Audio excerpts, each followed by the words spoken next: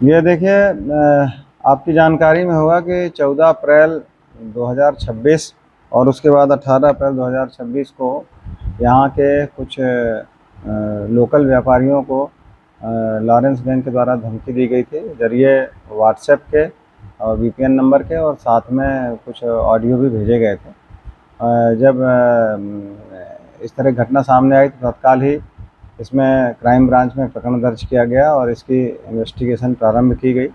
और इसी बीच में जानकारी मिली थी कि खरगोन ज़िले में कुछ आरोपी लॉरेंस गैंग से संबंध रखने वाले पकड़े गए हैं। तो इस संबंध में हमारी टीम भी खरगोन में जाकर के पूछताछ किया गया, स्थानीय विवेचकों से संपर्क किया गया। और उसके बाद में जब जानकारी ये मिली कि एक वहाँ पे जो आरोपी पकड़ा गया है राजपाल नाम का, उसका इंदौर से कुछ कनेक्शन है, तो उस संबंध में जब जानकारी ली गई, इनके टेक्निकल डिटेल निकाले गए, तो इनकी लिप्तता सामने आई। तब इस बात पर से ये हम इसके पुख्ता हमें प्रमाण मिले कि राजपाल जो है इस यहाँ के जो बिल्डरों को जो धमकी दी गई है उसमें भी इसका इन्वॉल्वमेंट है। तो हम लोगों ने इसमें इसका प्रोडक्शन वारंट जारी करा के पुलिस रिमांड लिया जाकर के पूछताछ की। और जब राजपाल से पूछताछ की गई तो उसने स्वीकार किया कि यहाँ पर जो बिल्डरों को जो धमकी पर मिली है, और इसमें उसके चूँकि इस धमकी मिलने के पहले उनके घरों की रेकी की गई थी और उसके फ़ोटो वीडियो लोकेशन वगैरह भी ये हरी बॉक्सर गैंग को भेजे गए थे, जिसके माध्यम से उसने डराना धमकाने की कार्रवाई की थी। तो इस सब चीज़ों की जो रेकी करने का पार्ट था और उससे जो बातचीत जो की जा रही थी वो राजपाल द्वारा की जाने की बात सामने आई है। और साथ में यहाँ पर चूँकि खरगोन ज़िले में जो घटना हुई थी उसमें फायरिंग वगैरह की भी घटना हुई थी, लेकिन यहाँ ऐसी कोई घटना नहीं हुई थी। फिर भी पुलिस ने चूँकि ये जानकारी आई थी कि हैरी बॉक्सर गैंग लगातार इस पे लगी हुई है और इस तरह की कोई घटना घटित कर सकती है, इसी उम्मीद पर हमने भी यहाँ पे कौन लोकल में कौन व्यक्ति था जो इसकी रेकी कर रहा था, इस संबंध में जानकारी जुटाने का प्रयास किया।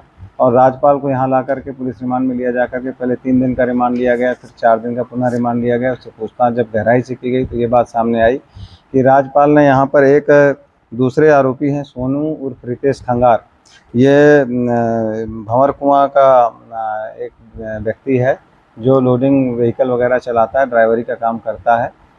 उसको यहाँ पर इसने संपर्क किया था। तब इस जानकारी के लगते ही हमने यहाँ पे लोकल स्तर पर सोनू रितेश खंगार को पूछताछ के लिए बुलाया और 2-3 दिन लगातार हम लोगों ने उससे गहन पूछताछ की।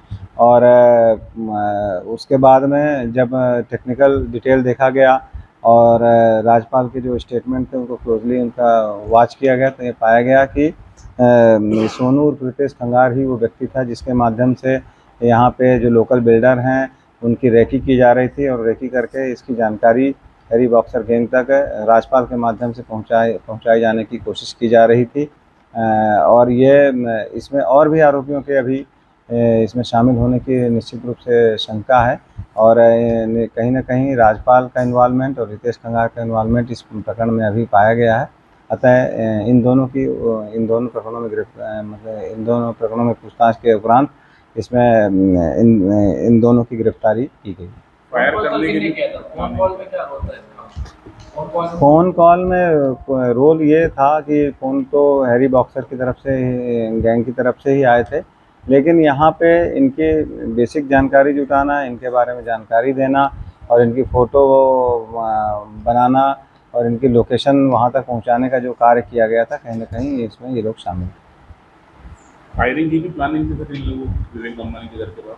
निश्चित रूप से अगर ये पकड़े नहीं जाते तो आगे भी जिस तरीके से खरगोन में इन लोगों ने घटना घटित की थी और फायरिंग करके उसको डराने का प्रयास किया था, तो निश्चित रूप से ये घटना को आगे अंजाम देने की इनकी योजना थी। और ये जो सोनू खंगार पकड़ा गया है इसके खिलाफ पहले से ही जान से मारने की कोशिश, चाकूबाजी, बलवा करना, घर में घुसकर मारपीट करना और बलात्कार जैसे गंभीर अपराध पहले से ही दर्ज हैं। और एक क्रिमिनल प्रवृत्ति का आदमी है, इसीलिए राजपाल ने इससे संपर्क भी किया था।